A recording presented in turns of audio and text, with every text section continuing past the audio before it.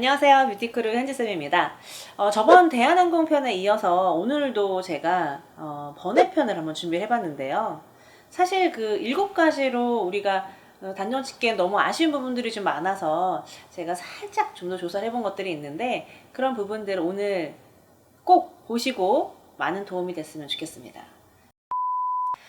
일단 대한항공 같은 경우에는요, 공통 질문과 개별 질문을 좀 골고루 주는데요. 아시아나항공 같은 경우에는 사실 공통 질문 2개로 끝나는 경우가 대부분이에요.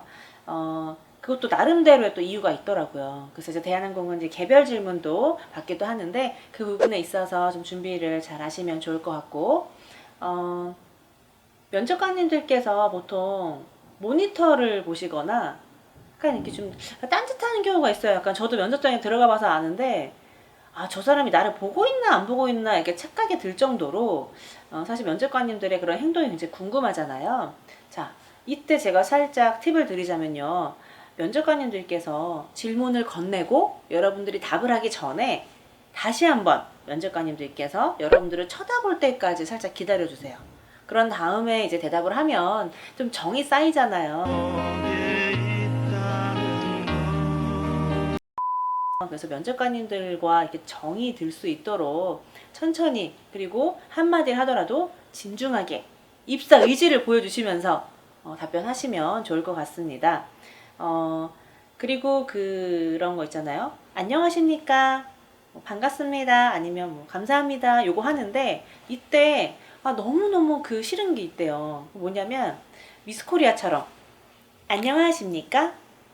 감사합니다.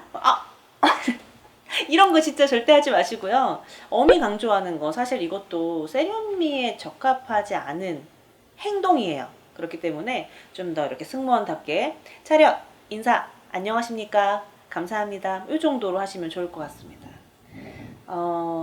자, 그리고 여러분들 그 장점에 대해서 이야기를 하잖아요. 근데 이 장점에 대해서 제가 좀 드리고 싶은 말씀이 뭐냐면, 일단 모든 승무원 지망생들의 공통점이 있어요. 친화력이 좋고, 그쵸? 소통이 잘 되고, 또는 뭐 커뮤니케이션 능력이 좀 뛰어나고, 고민을 잘 들어준다. 이런 진부한 내용들은요, 사실 안 하시는 게 좋아요. 왜냐하면 면접관님들께서는 몇백 명의 사람들을 그 하루에 다 보시잖아요. 그러면 똑같은 얘기를 계속 듣고 있는데 얼마나 지루하시겠어요. 그것 또한 세련되지 못한 그런 행동입니다. 그래서 잘 이제 조사를 해보시면 옆에 있는 지원자가 말하지 않는 내용들, 뭐 소통, 커뮤니케이션, 다양한 아르바이트를 통하여 같은 그런 내용들은 그냥 똑같은 문장만 빼주시면 돼요. 한 가지 예를 들어 볼게요. 다양한 아르바이트를 통하여를 살짝 바꾸면 어떤 문장으로 만들 수 있을까요? 예를 들면 이렇게 말씀하시면 돼요. 저는 대학을 졸업한 이후부터 부모님과 경제적 독립을 해왔습니다. 그렇기 때문에 그 시점부터 저는 여러 가지 일을 해왔고, 그러한 일들이 승무원이 되는데 굉장히 큰 도움이 되었습니다. 이런 내용도 얼마나 좋아요. 그쵸? 이렇게 말하면 진짜 뽑아주고 싶다고 좀 저는 생각하고 있습니다.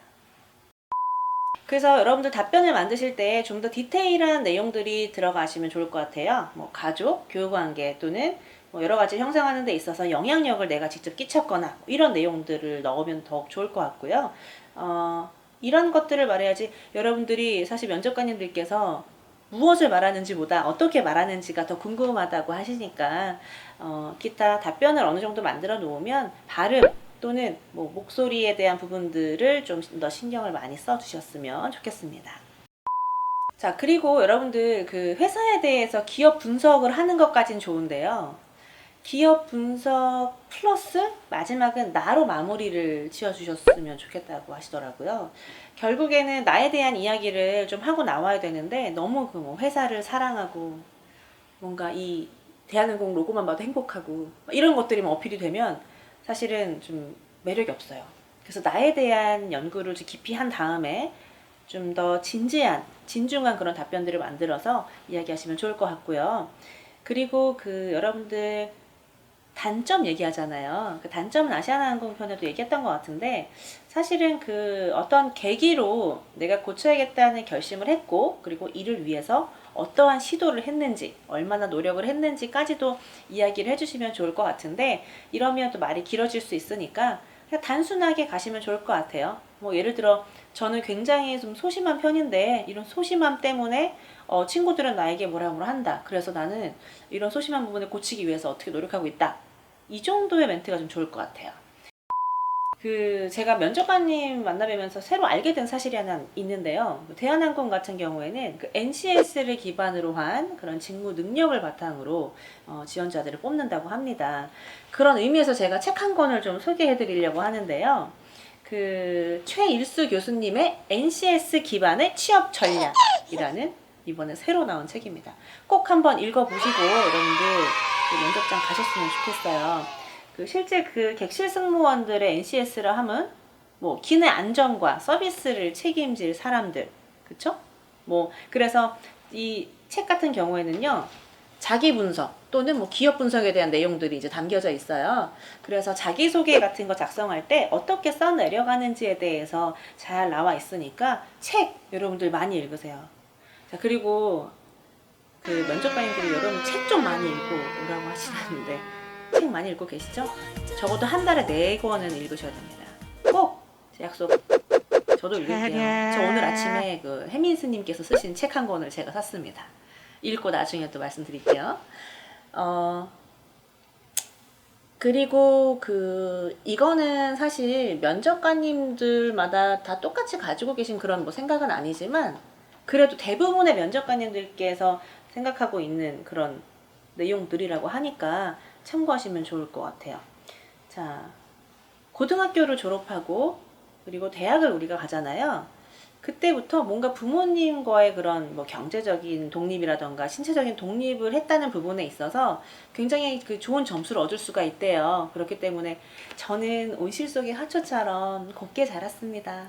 좀 아무도 못해요. 그러니까 이런 느낌으로 가시는 것보다는 나는 어딜 가도 그리고 어디서든 일을 잘할 수 있다. 그러니까 이런 이미지를 꼭 어필하라고 몇 번 강조하셨습니다.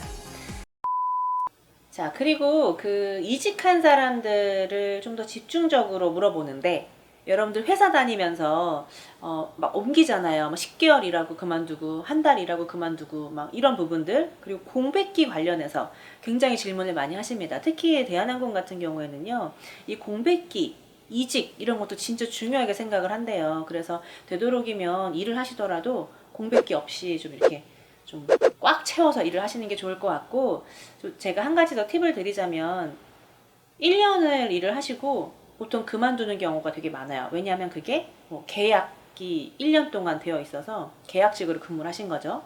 그런 분들이 퇴사 이유는 명확하잖아요. 계약 종료돼서 그만뒀다. 이런 것들도 사실은 여러분들이 알고 계시면 좋을 것 같습니다.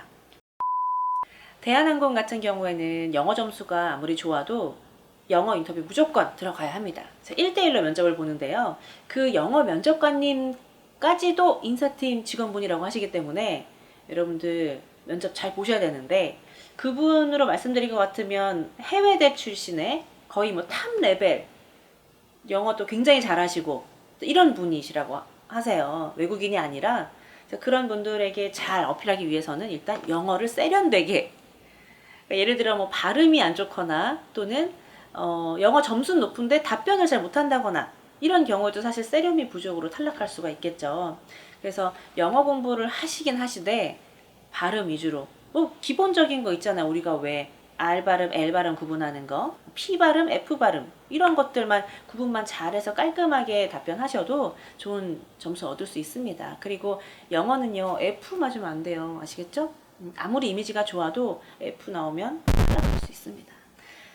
자, 이거는 진짜 마지막, 진짜. 이것만 얘기하고 마무리할게요.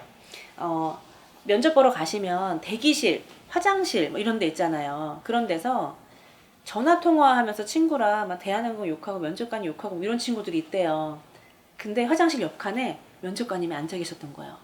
그래서 막 걸린 적도 있고, 대기실에서 다리 꼬고 앉아가지고 막 부채질하면서 욕하면서 덥다고 막 그렇게 막 그랬던 이미지 진짜 좋았던 얘는 합격인데 무조건 합격인데 대기실에서의 그런 행동들이 마음에 안 들어서 탈락하는 경우도 있다고 합니다. 그리고 어떤 친구는요 면접 보러 가는데 새치기를 했대요. 근데 뒤에 계신 분이 면접관님이셨던 거예요. 그래서 탈락하는 경우도 있습니다. 그래서 여러분들 그 집 밖을 나서는 순간부터 면접을 보고 집으로 돌아가는 그 순간까지 진짜 행동 조심하셔야 돼요. 전화 통화할 때도 조신하게 조용조용 아시겠죠? 자, 어때요 여러분? 도움이 좀 되셨나요? 구독, 좋아요 많이 눌러주시면 제가 그에 보답하는 의미로 또 다른 컨텐츠로 여러분들을 또 찾아뵙도록 하겠습니다. 안녕. 텔레비전에 내가 나왔으면 정말 좋겠네, 정말 좋겠네. 좀